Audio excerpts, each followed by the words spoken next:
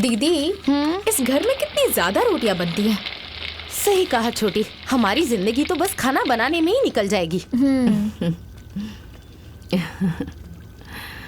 बहू। हाँ भाभी। क्या बना रही हो तुम लोग? वो उनका फोन आया था भाभी, कह रहे थे कि कोफ्ता बनाना, पनीर चिली बनाना और रोटी बना लेना। देखिए ना, इतनी सारी रोटियां भी बन गई, कोफ्ता भी बन गया, अब बस पनीर चिली बाकी है। पनीर चिली? ये कौन सा विलायती खाना बना रही हो तुम लोग? अरे तुम्हारे भैया को ना सादा खाना पसंद है, सादी दाल और सादी सब्जी। एक काम करो, तुम लोग फटाफट साग और दाल बना दो, ठीक है? ठीक है।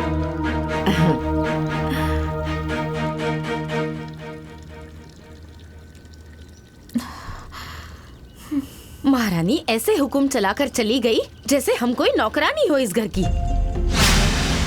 अरे इनके चक्कर में तो मेरा प्याज जल गया। इन्हें जरा भी दया नहीं आती। सुबह से ही हम लोग खाना बना रहे हैं और इनकी फरमाइश खत्म ही नहीं हो रही।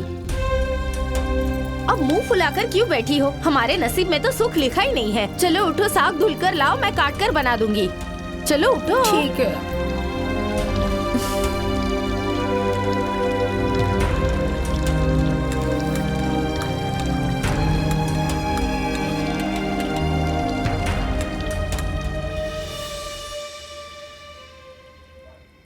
अरे वाह, साग बना हुआ है।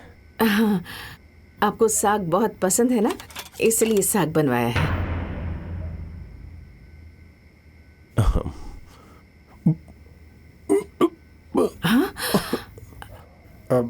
भैया भैया पानी। क्या हुआ जी? ये साग है या नमक का घोल है? इतना नमक पड़ता है?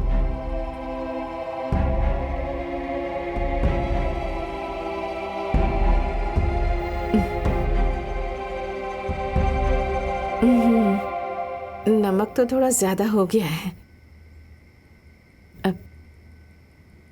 बहू, नमक नहीं चखा था क्या? अच्छा ठीक है, कोई बात नहीं, बहुत प्यार से बनाया है, खा लीजिए। प्यार से बनाया है तो क्या इतने नमक वाला साग खाऊं मैं? ठीक है, दाल से खा लेता हूं।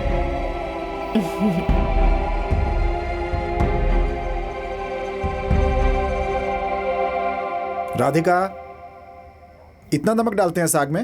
हाँ, तुम्हें पता नहीं है कि भैया नमक कम खाते हैं? हाँ ठीक है, हमने पहले कभी साग बनाया नहीं था,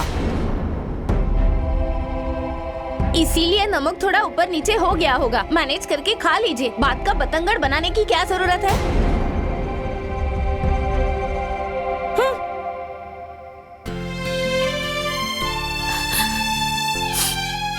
अच्छा ठीक है, आइंदा कभी नमक ज्यादा ना होने पाए, इस बात का ध्यान रखना आप लोग।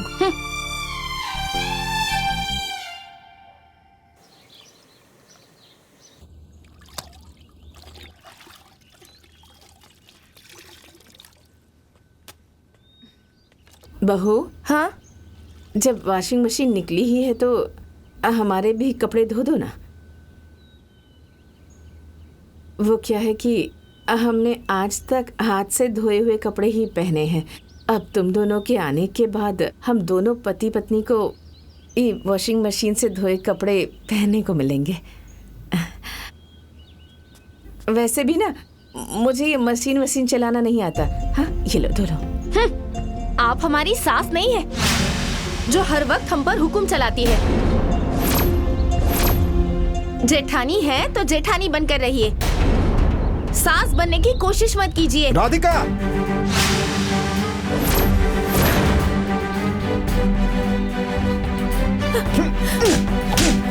रमेश!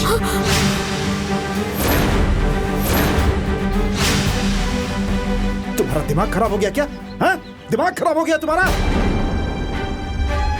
क्या बोला तुमने? क्या बोला तुमने? वो तुम्हारी जेठानी नहीं, सास है, सास। अरे रिश्ते में भले वो हमारी भाभी लगती हैं, लेकिन हमें बेटों की तरह पाला है, बेटों की तरह, और हम लोग इन्हें माँ की तरह मानते हैं, माँ की तरह। चलो माफी मांगो, माफी मांगो।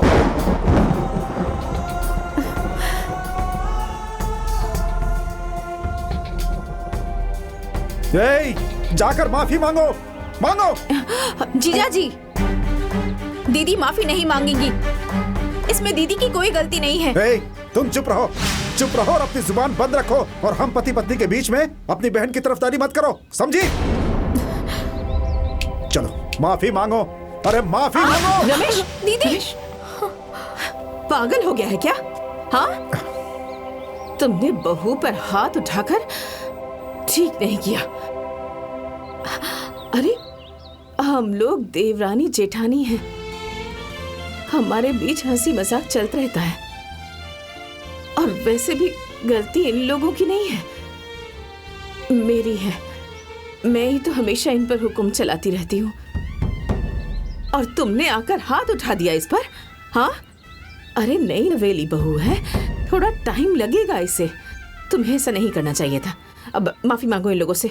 नहीं भाभी, मैं कह रही हूँ ना, माफी मैं मांगो। माफी नहीं मांगूंगा भाभी, माफी मांगो। माफी इसे मांगनी पड़ेगी आपसे। मांगो माफी, नहीं तो रमेश, मैं कहता हूँ माफी मांगो नहीं, भाभी से। अरे पागल हो गए हो तुम्हारी क्या? हिम्मत चलो, कैसे हुई ऐसे बात चलो करने की? अंदर। अगर क्या कर माफी रहे नहीं हो? मांगा पागल तो हो घर गए से हो? निकाल दूंगा तुम्हें। माफी मांगनी चलो। पड़ेगी। नहीं भाभी, छोड़िए मुझे।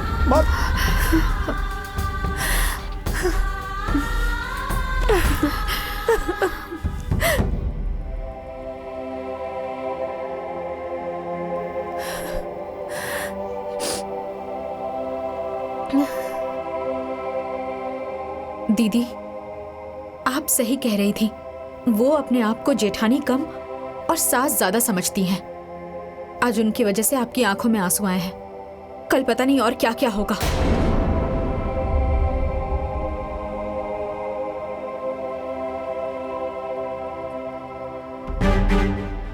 आज भाभी की वजह से मेरी आंखों में आंसू आए हैं ना? देखना, एक दिन उनको खून के आंसू रुलाऊंगी।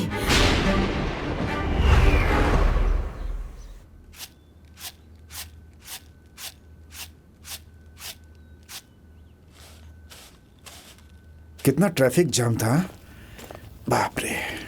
क्यों भाई, अभी तक खाना बन ही रहा है? अरे जरा जल्दी करो, बहुत तेज भूख लगी है मुझे। बस हो गया है। ये राधिका। हाँ अरे पहले खाना वाना छोड़ो, मुझे पानी दो पीने के लिए। हाँ, लाती हूँ। जल्दी ले आओ। ए छोटी, जो जो बातें मैंने तुमसे कही है ना, वो जाकर देवर जी से कह दे। जा। ठीक है।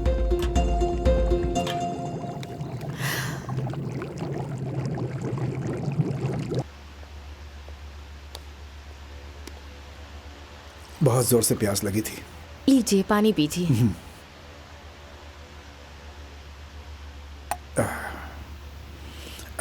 ए जी, हैं? मैं बहुत भाग्यशाली हूँ जो आप जैसे पति मुझे मिले। आप रोज 40 किलोमीटर दूर बस में खड़े होकर जाते हैं, फिर बस में खड़े होकर घर भी आते हैं। आप बहुत थक जाते होंगे ना? लाइए, मैं आपके पैर दबा देती हूँ।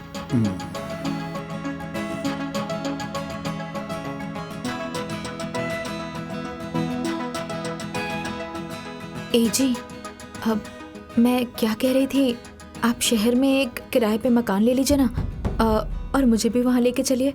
अब मतलब रोज रोज 40-50 किलोमीटर आने जाने में आपको थकान तो हो जाती होगी ना, और आपको भी थोड़ा आराम मिल जाएगा। बात तो तुम बिल्कुल सही कह रही हो, और मैं भी रोज थक जाता हूँ आने जाने में। लेकिन भैया भाभी को तो ऐसे छोड़ के नहीं जाया जा सकता है ना? मैं कहाँ कह रही हूँ कि भैया भाभी को छोड़कर चले जाएं। और वैसे भी हम लोग कहीं दूर थोड़ी ना शिफ्ट हो रहे हैं कि 24 घंटे आने जाने में लग जाएंगे। बस 40 किलोमीटर तो है। जब मन करेगा भैया भाभी से मिलने घर आ जाया करेंगे। राधिका, बात तो तुम सही कह रही हो, लेकिन कुछ नहीं जी। महेश और काजल भी शिफ्ट हो रहे हैं। कल ही मुझसे काजल कह रही थी। अच्छा? हाँ। आप सोचते रह जाएंगे। हम लोगों से पहले दीदी और जीजा जी वहाँ शिफ्ट हो जाएंगे। अच्छा ठीक है, मैं कुछ सोचता हूँ।